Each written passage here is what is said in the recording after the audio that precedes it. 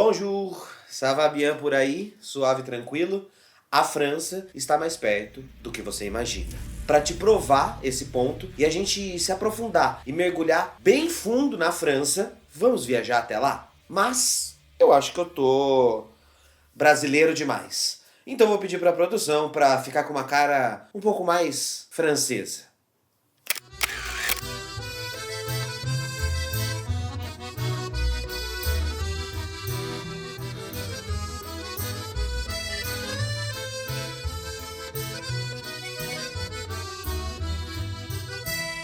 Je t'aime. Pronto, cheguei. Estou na França, fiz a minha barba, ajeitei a minha roupa e cheguei aqui pra gente gravar o vídeo in locus. E deixei esse roteiro pra gravar na minha viagem. História, guerras, massacres que ninguém lembra ou que a França esconde e muita cultura. Também vou te contar como esse país ainda controla de forma indireta a vida de pelo menos 14 países inteiros. Vamos falar de economia, de guerra, de cultura, de moda e de Paris. Agora, você lembra do que vimos na série sobre os Estados Unidos? Não viu e tá conhecendo o canal agora? Ô louco! Então seja bem-vindo. A gente não fala só sobre países e poderes aqui no canal, mas a gente fala muito sobre isso aqui também. Então se inscreve aí, que a gente já falou de Japão, Coreia, China, Estados Unidos, América Latina, enfim. Mas, se a França mantém tanto poder de forma quase oculta, como ela consegue ainda ser vista como o berço do romance, da moda, do iluminismo, em vez de uma potência neocolonial e militar tão tensa quanto os Estados Unidos? Eu quero te mostrar agora o plano da força militar e do controle da cultura, explicando parte do poder francês. Como Paris, a moda, os croissants, o imaginário cultural fizeram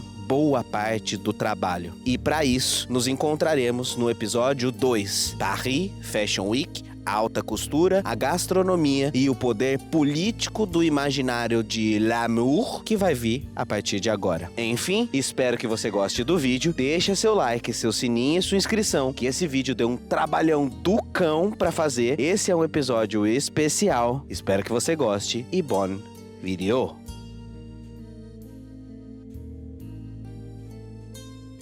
Vamos começar por esse exemplo bizarro das fronteiras da França além mar. Esse mapa aqui rodou na gringa a partir do Reddit. Ok, eu sei que o Reddit não é a melhor fonte do mundo, mas o mapa continua real. A França, nesse mapa, é a Terra Preta, aquela parte da Europa que faz fronteira terrestre com apenas 11 países. Mas, se você está dentro de qualquer uma dessas zonas vermelhas, sinto muito. Você está a menos de 1.000 quilômetros de um território soberano francês. Essas terras, fora da Europa, adicionam 119.386 quilômetros quadrados ao território da República Francesa, o que representa 18% da área total do que é considerado França. Bizarro? Piora. No Caribe, ilhas paradisíacas como Guadalupe e a Martinica são tão francesas quanto Paris, no papel, é claro. No Índico, Mayotte e Réunion fazem da França uma vizinha próxima da África Oriental e de Madagascar. Tem até um pedacinho da França ali na América do Norte. Já no Oceano Pacífico, temos Nova Caledônia e a Polinésia Francesa, que levam a presença francesa até perto da Austrália e da Oceania inteira. Dentro da zona laranja, você está a menos de 2.000 quilômetros da França, o que inclui todo o nordeste dos Estados Unidos, a maior parte do México e quase a totalidade da África. Isso vai se espalhar por todo o planeta, e você está seguro apenas se mora na Ásia. Esse fato explodiu minha cabeça quando eu descobri, porque ele começa a gerar conclusões completamente malucas. Sente só, a França é mais perto do Brasil do que da Áustria. Saint-Pierre-et-Miquelon, uma ilha do Atlântico, está mais perto do Canadá do que da França. Ou, em outras palavras, a França é mais perto da França do que da França. Na época do colonialismo, dizia-se que o sol não se punha no território francês. Isso era dito porque sempre era dia em algum território dominado pela França. E por causa de todos esses territórios espalhados pelo globo, a França é, na verdade, o país com o maior número de fusos horários do mundo. A Rússia, o maior país do mundo em extensão territorial, tem apenas 11 fusos horários de oeste a leste do país. Mas a França, com o seu império, tem 13 fusos horários. compartilhados em lugares mais diversos do planeta, e isso vai muito além de só uma curiosidade geográfica. Os territórios ultramarinos da França garantem a eles poder político e estratégico. A França, compreendido esses territórios, tem a segunda maior área marítima do mundo, com cerca de 12 milhões de quilômetros quadrados sob seu controle direto, o que dá um empate entre a França e os Estados Unidos quando a gente compara controle de território ultramarino. Então, antes de entendermos como a França domina economias inteiras, precisamos explorar o mecanismo que mantém o Império Francês em pé até hoje, apesar do fim do colonialismo. Eu tô falando das chamadas Zonas Econômicas Exclusivas, ou simplesmente ZEEs. Uma ZEE é um tipo de quintal marítimo de um país. Acordado através da Convenção das Nações Unidas sobre o Direito do Mar, cada país tem o direito de explorar exclusivamente tudo que tiver em até 200 milhas náuticas do seu próprio território, algo do tipo 370 quilômetros, e comanda e gerencia aquela área que possui. Isso significa que todos os recursos naturais que compreendem essas águas, tipo petróleo, gás, mineral, peixe, pertencem exclusivamente ao país da costa. Se alguém quiser pescar, minerar ou explorar petróleo nessa área, precisa pedir permissão e pagar ao país dono da ZEE. E a França é dona, sozinha, de 8% de todas as zonas econômicas do mundo, apesar de possuir apenas 0,45% da terra mundial e apenas 0,84% da população mundial. É muito maluco. Se a gente combinar a área terrestre e marítima da França, o país, do nada, saltaria para o quinto maior país do mundo, superando Índia, China, Indonésia e nós, o Brasil. E na prática, isso significa que a França pode explorar recursos estratégicos de todo o planeta. Tiram gás e petróleo no hemisfério norte, minerais na Polinésia, controlam a pesca no Oceano Pacífico e assim vai. Tudo controlado por franceses. Ulala! No Canadá, por exemplo, tem ilhas canadenses que, por pertencer a uma ZEE francesa, precisam pedir autorização para a França para pescar no próprio território. Até porque os franceses têm poder militar nessas áreas e instalam bases militares em todo canto do planeta. E isso vai deixando claro que o Império Francês do neocolonialismo nunca abriu mão totalmente do seu poder até os dias de hoje. Enquanto a maioria dos impérios coloniais se desfez, a França continua. Esses antigos territórios franceses viraram departamentos ou coletividades e colocou a elite desses lugares no poder, mas nunca foi embora. No mapa político atual, a França então está onipresente e parece que ninguém se toca. Talvez você não conheça esse caos, mas eu te conto se você não conhecer. Na época da Guerra Fria, não foi apenas Estados Unidos e União Soviética que fizeram corrida nuclear. A partir da década de 60, a França se torna o quarto país a finalizar o seu projeto nuclear com uma bomba de sucesso. E explodiu muita bomba a teste até chegar no seu projeto principal. E ela fez isso, é claro, nos territórios ultramarinos. Inicialmente, foram 17 bombas nucleares na porção da Argélia dos desertos do Saara. Não ironicamente, enquanto a Argélia estava lutando uma guerra contra a França por sua própria independência. Um acidente aconteceu em 1º de maio de 1962, durante o teste Beryl, eu não sei o nome. Durante um teste nuclear na Argélia, que soltou uma bomba 4 vezes mais forte do que a bomba de Hiroshima na Segunda Guerra Mundial. Entre 100 e 200 pessoas, incluindo trabalhadores, civis, soldados, autoridades do governo francês, como o caso de Gaston Palevski, foram expostos a baixos níveis de radiação. Gaston morreu em 1984 de leucemia e sempre atribuiu as suas doenças ao incidente ocorrido na Argélia. Por causa disso, após o incidente, o país se recusou a permitir que a França continuasse testando suas armas nucleares e conquistou a sua independência na Guerra da Argélia.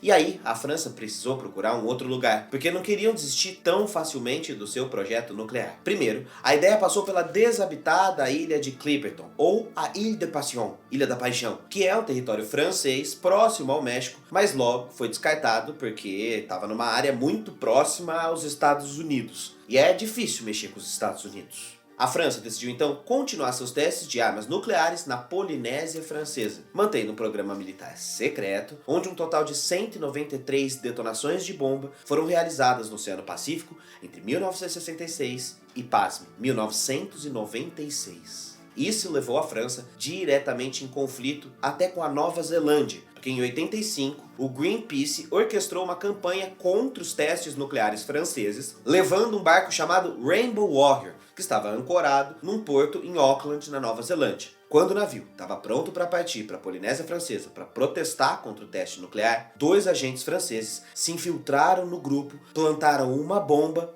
e então explodiram o navio. A explosão afundou o barco e matou o fotógrafo do Greenpeace que estava a bordo. Os agentes franceses foram rapidamente capturados pela polícia da Nova Zelândia e cada um foi condenado a 10 anos de prisão por homicídio culposo. Eles acabariam cumprindo apenas 2 anos dessa pena, antes de serem libertados pelo próprio governo francês. Muitas figuras políticas, especialmente da Nova Zelândia, consistentemente se referiam às ações feitas pelos franceses de terrorismo patrocinado por um Estado. Enfim, depois de toda a batalha judicial, franceses pagaram 8 milhões de dólares em indenização ao Greenpeace, junto de 6 milhões de dólares ao governo da Nova Zelândia, com um pedido de desculpas, e mais 500 mil à família do fotógrafo como compensação, e continuou seus testes na Polinésia por mais 11 anos, o ano de sua última detonação. E por que eles pararam? Porque perceberam que eles poderiam ter feito simulações de computador para os seus testes nucleares, ao invés de ter explodido bomba. Crueldade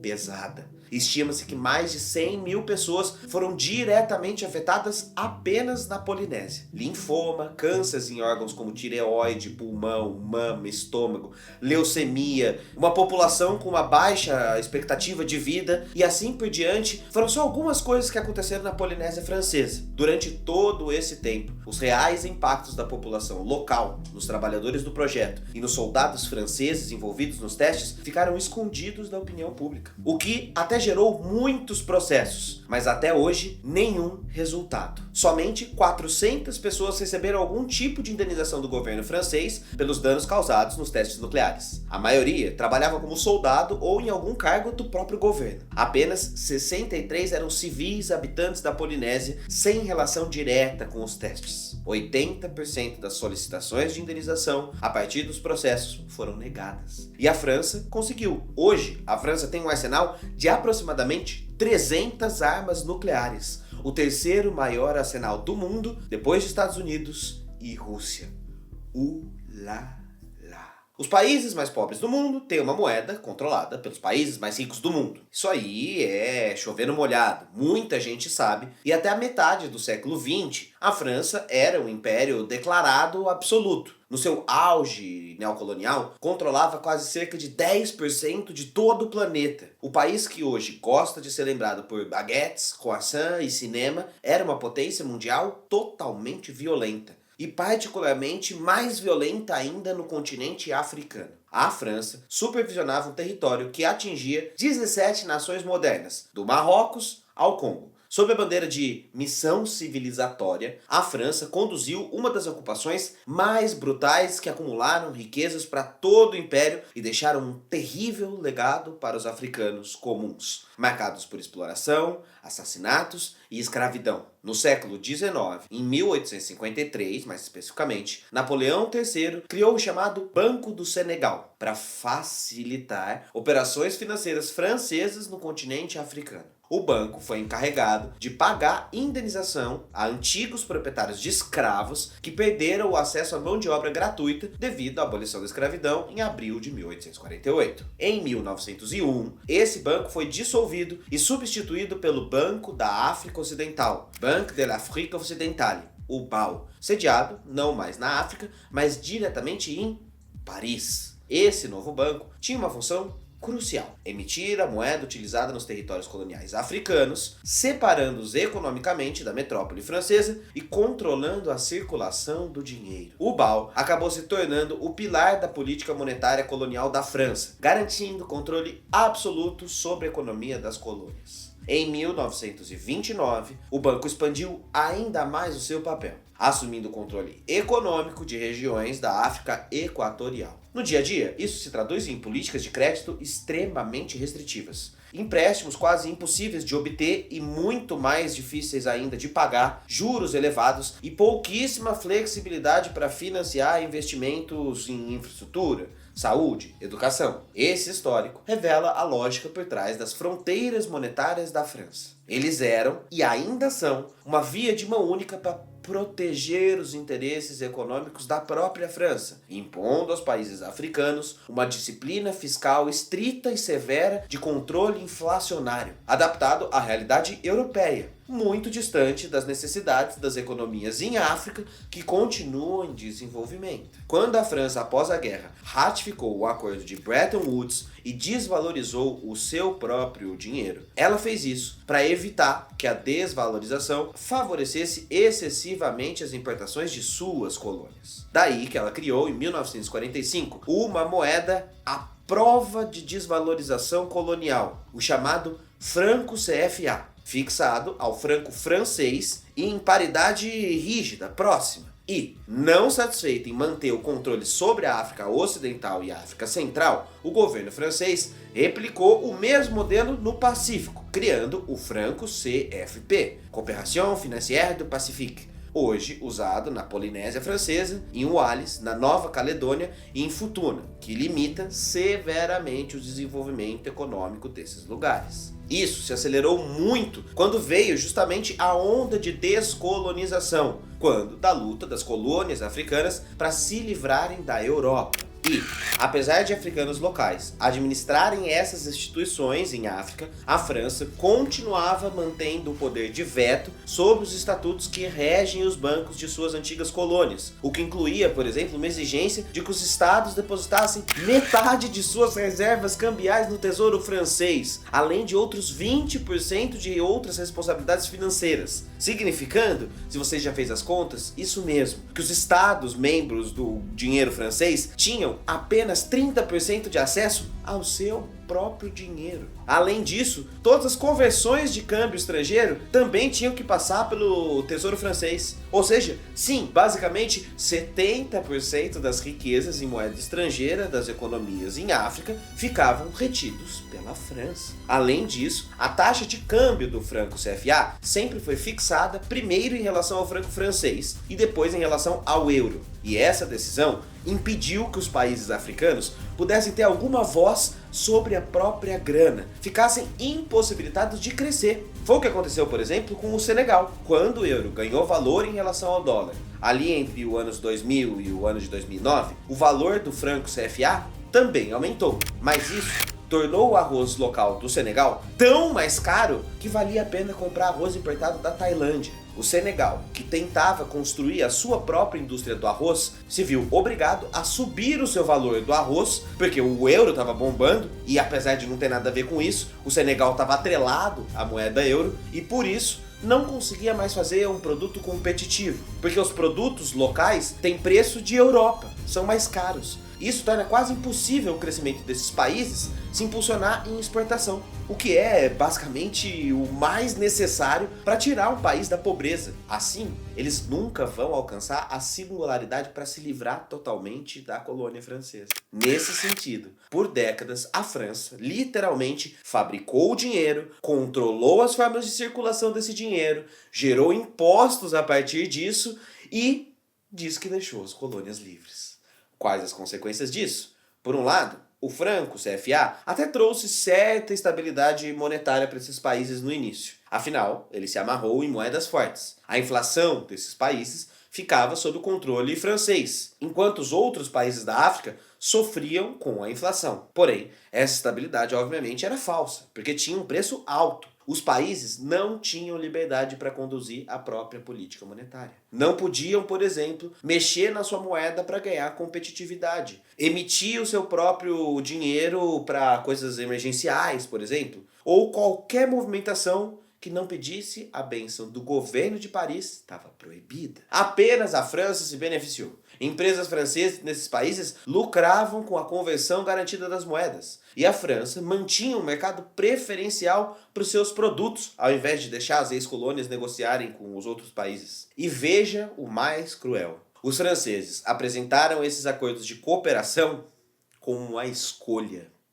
Mas se olhar na prática, além da impossibilidade de largar a mão da ex-colônia depois de tanta destruição, os franceses também deixavam claro as consequências da desobediência de quem escolhia não seguir com o governo da França. Vários líderes do continente africano, ao longo de décadas, perceberam esse desequilíbrio e se incomodaram. Alguns tentaram criar moedas nacionais independentes. E adivinha, tentaram e pagaram caro por isso. E vamos a alguns exemplos históricos disso. Pegue, por exemplo, o Togo e o Gabão, duas ex-colônias francesas, mas o Gabão foi historicamente um dos mais próximos da França. E não à toa, é claro. Além de jazidas de ferro, o Gabão produz mais de 230 mil barris de petróleo ao dia. Além disso, também produz manganês. E para proteger esses formidáveis recursos para interesse próprio, a metrópole francesa se esforçou em manter uma certa estabilidade política no Gabão, ao contrário do que fez em outros estados, como o Togo. Em 1987, Omar Bongo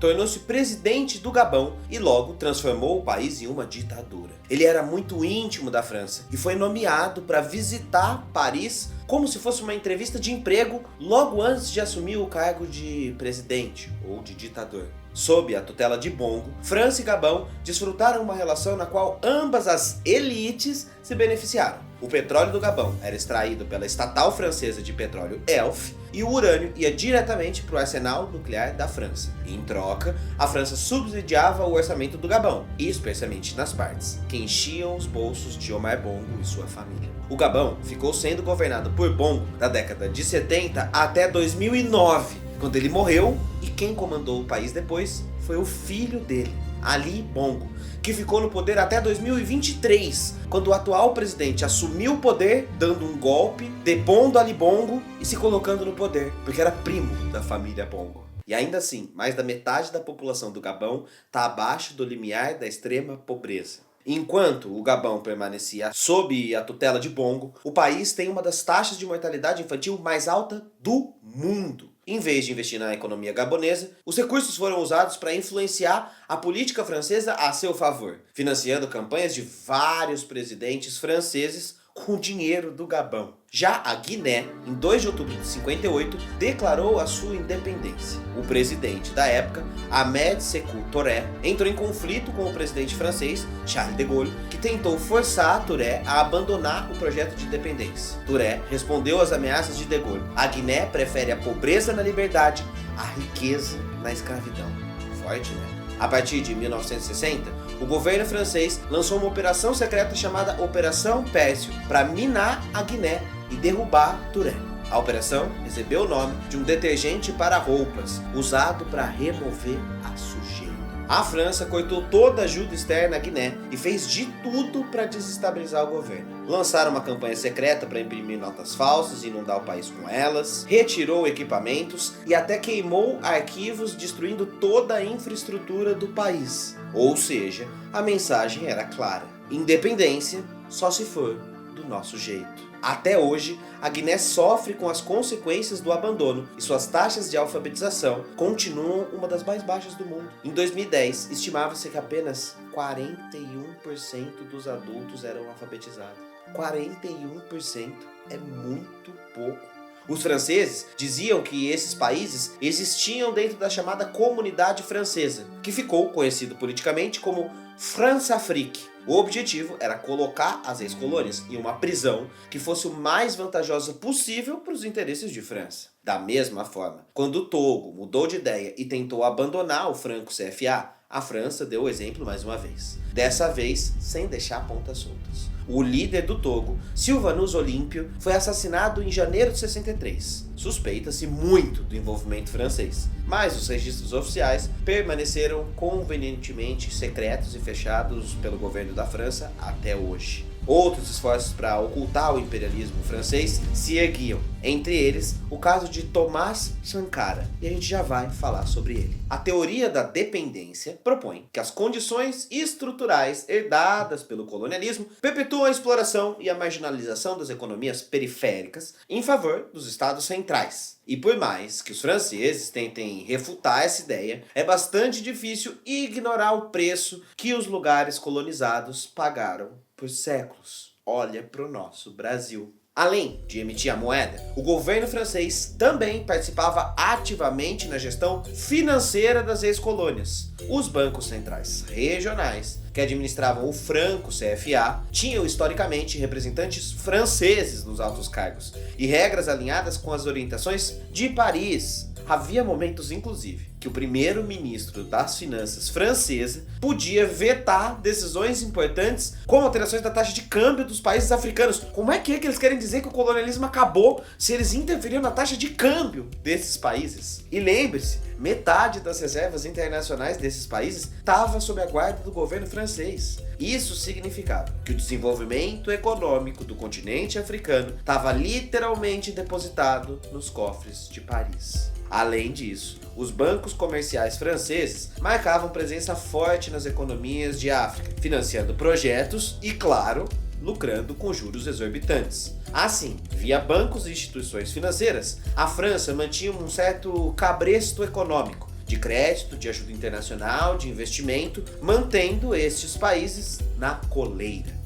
Em 1987, um jovem líder africano foi assassinado durante o golpe de Estado, e o seu nome evoca debates acalorados até hoje. Falaremos aqui de Thomas Sankara, presidente de Burkina Faso entre 83 e 87, conhecido popularmente como Che Guevara africano.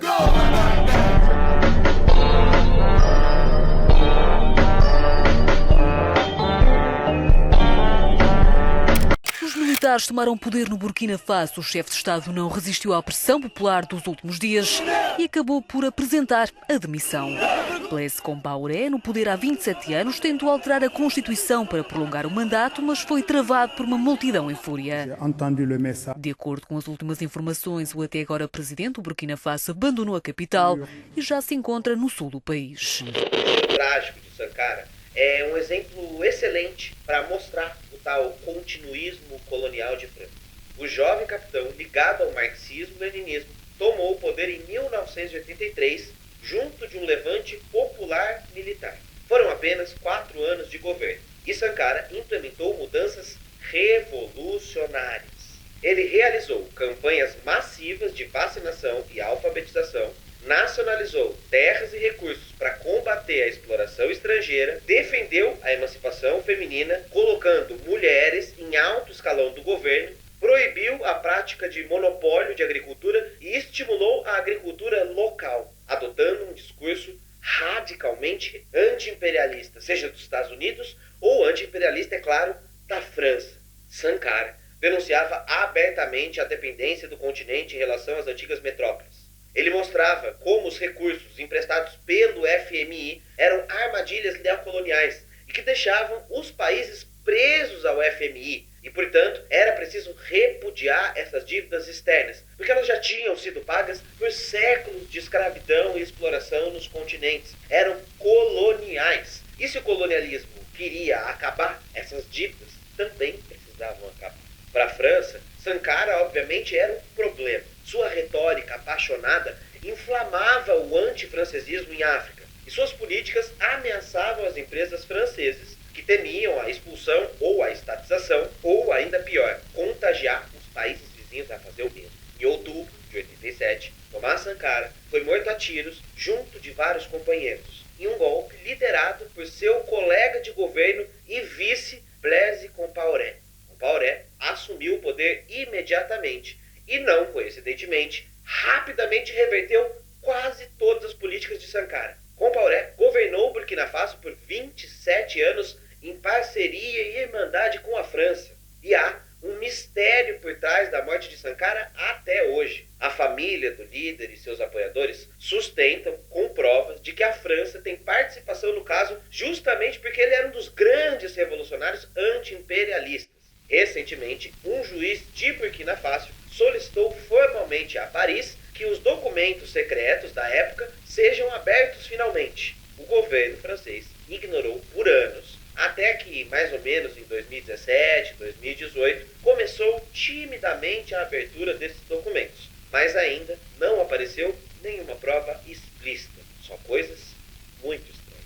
Independentemente dessas provas, na memória popular africana se concretizou essa ideia de que a França matou Sankara. Praças e avenidas em vários países do continente africano foram batizadas em sua homenagem. Ele se tornou símbolo da resistência contra a opressão estrangeira em África. E por extensão, sua morte virou o símbolo da duplicidade francesa.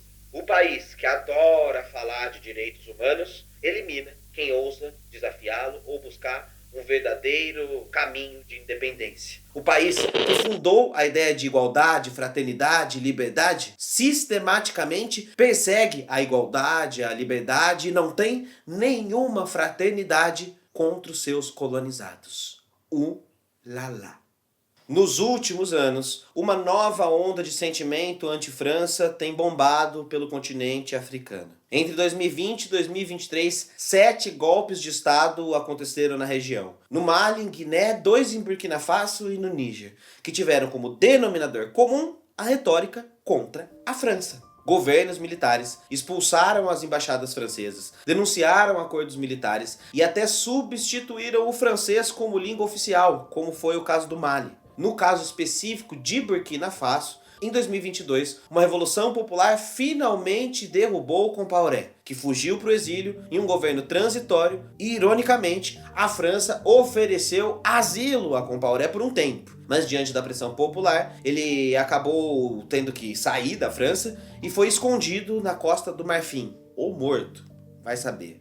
Tem essa conspiração aí que ele já era. Eu poderia citar também a Costa do Marfim, o país que usa o franco CFA e tem hoje um PIB real per capita 1/3 menor do que tinha em 1978. Entre 70 e 2010, a Costa do Marfim perdeu 40 bilhões de dólares em fugas de capitais, o que poderia ter reduzido a sua pobreza em 10 ou até 20% ao ano se fosse reinvestido domesticamente. Enquanto isso, a Guiné Equatorial e o Congo, os principais produtores de petróleo, transferiram para fora do país, equivalentes a 43% e 30% dos seus PIBs entre 2000 e 2009. Por isso que francês é vagabundo e não trabalha. Quem sustenta a França continua sendo o continente africano. Até hoje, 14 países de África usam as moedas derivadas do franco CFA. Cerca de 200 milhões de pessoas ainda estão debaixo desse manto monetário. Lá por 2008, Jacques Chirac, um dos presidentes franceses,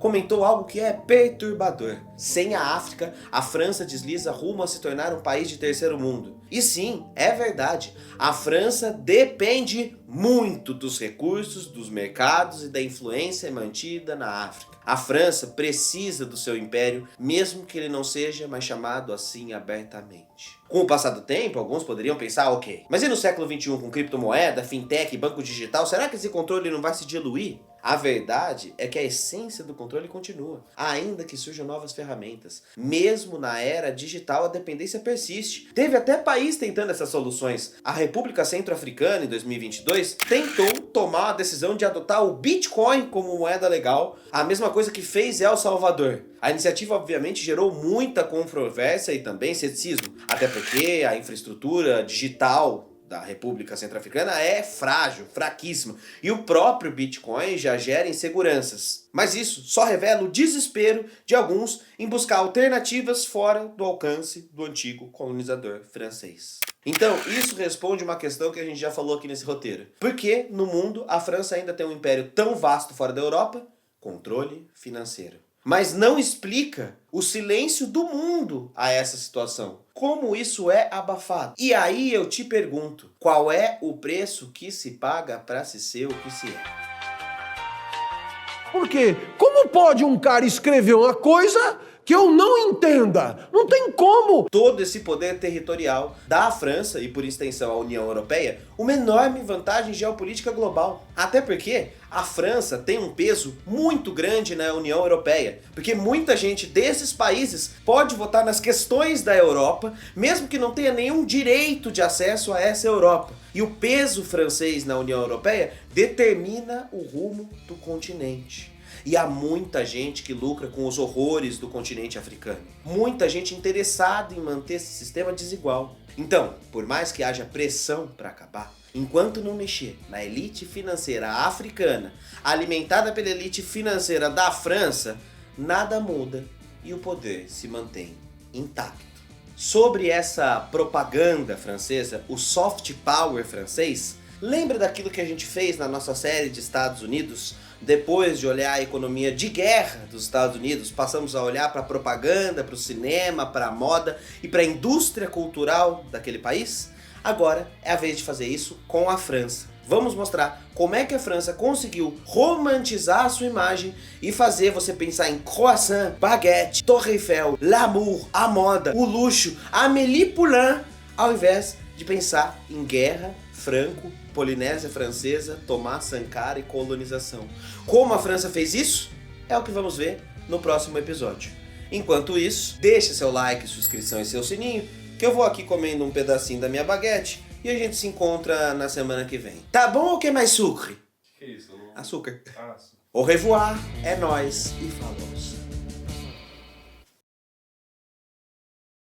Mente malucas. Sente só.